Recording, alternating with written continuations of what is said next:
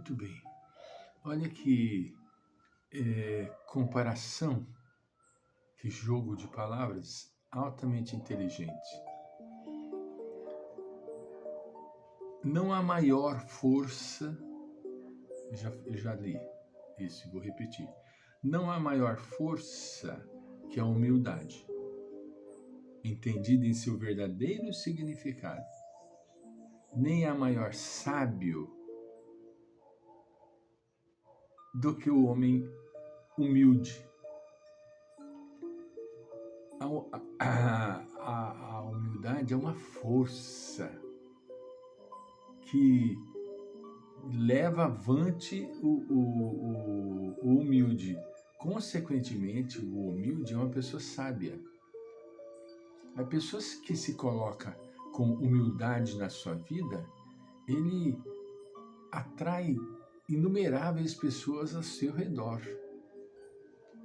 Imaginemos Jesus, apesar dos seus fenômenos, dos seus feitos, a humildade do mestre.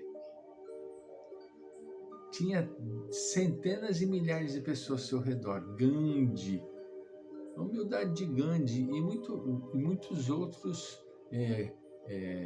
nomes que nós deixaremos aqui a dever.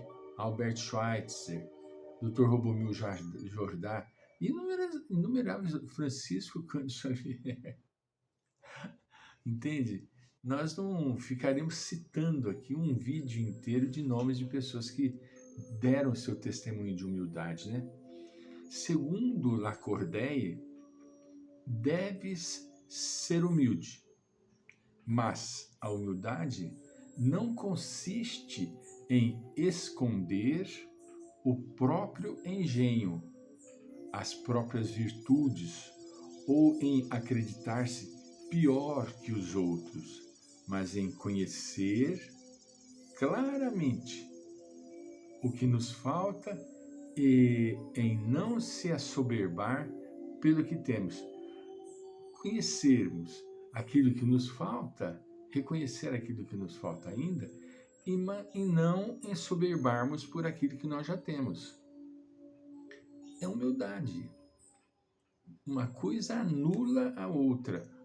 A humildade nivela, deixa a pessoa em equilíbrio.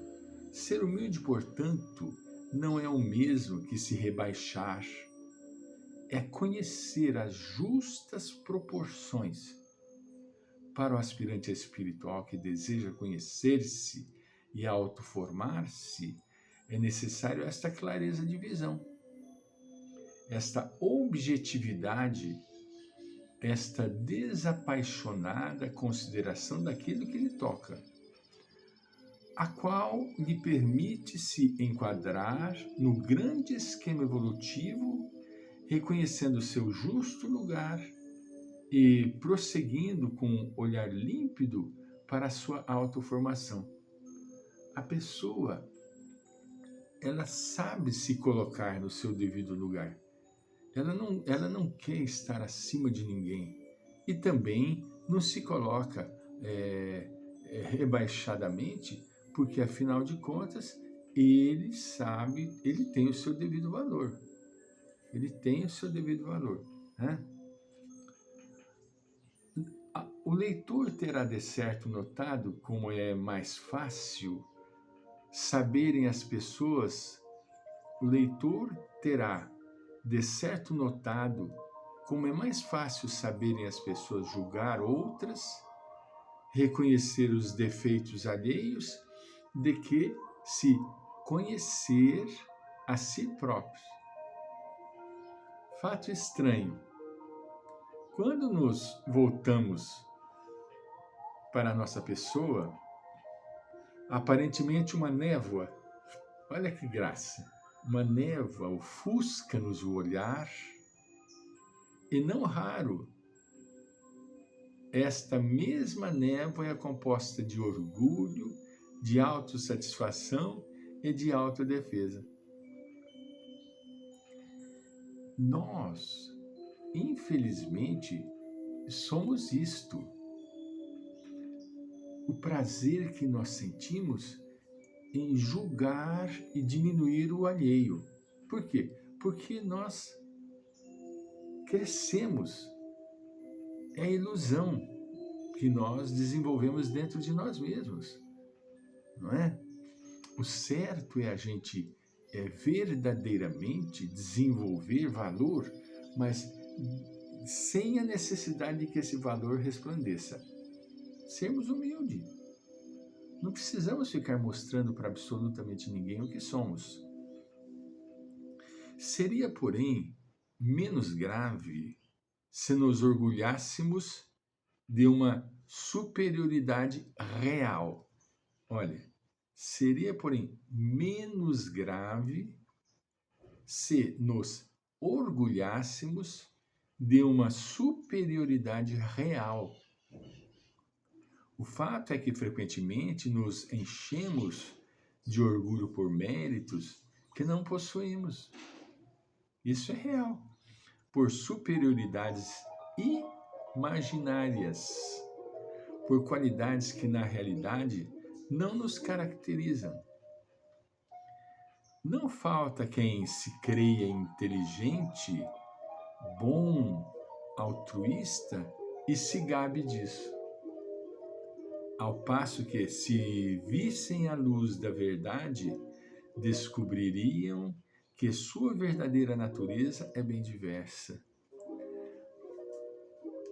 Caríssimos, irmãs e irmãos, como é importante que a gente tenha a claridade daquilo que nós verdadeiramente somos.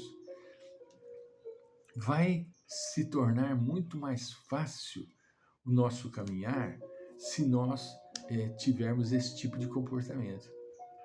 Ao passo de colocarmos na nossa caminhonetinha aquele monte de gravetos e sujidades do egoísmo, do orgulho, da vaidade, da ambição, da posse, do poder. Tudo isso é transitório. Como afirmei acima, quem realmente possui qualidades e virtudes não fica vaidoso, uma vez que lhe parece absolutamente natural a sua posse. Apenas os que não as possuem, delas se orgulham. Do que nós vamos nos orgulhar se nós somos filhos de Deus? Nós temos que ter todas as qualidades do divino. É uma obrigação nós termos as qualidades do divino. Por que eu vou me orgulhar de ser humilde, de ser caridoso, de ser generoso, de ser bondoso? Eu não tenho que me orgulhar nada disso, porque isso é uma obrigação. Isso que é importante a gente entender. Isto é reconhecido no campo da psicanálise sob o nome de complexo de superioridade. Os débeis, de algum modo insuficientes, sentem-se intimamente superiores aos outros, encontrando neste sentimento de superioridade oculta uma compensação pelas suas deficiências. Olha, a compensação negativa. Olha que interessante. Os débeis, entende? Ela está simplesmente aqui colocando a condição das pessoas orgulhosas e vaidosas. Além disso, continua ela, ambição e orgulho são sinais de egocentrismo, egoísmo, significando que foi dada grande importância à personalidade. O indivíduo que se coloca nessa condição de grande importância da sua personalidade, coitadinho, ele está caindo.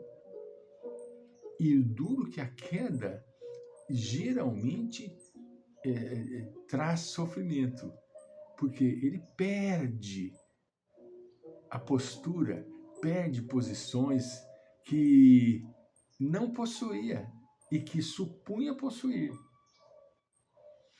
É uma pena. É uma pena. Nós precisamos entender que humildade é luz. Se você desenvolve a humildade, você está acendendo a sua luz. E acendermos a nossa luz, nós nada mais estamos fazendo do que alçar voo para a espiritualidade superior. Estamos dando aso para o despertar do eu, do self, que é o verdadeiro Espírito Eterno. Entende? Isso que é fundamental que a gente entenda. Há sempre o perigo de cair no excesso oposto, no orgulho e, igualmente, no desprezo de si próprio. A pessoa acha que, para ser humilde, era fazer o excesso do desprezo de si. Não. A pessoa tem que cuidar de si próprio, manter a sua linha, ser uma pessoa afável, agradável, bem disposta e apresentável. Vamos voltar.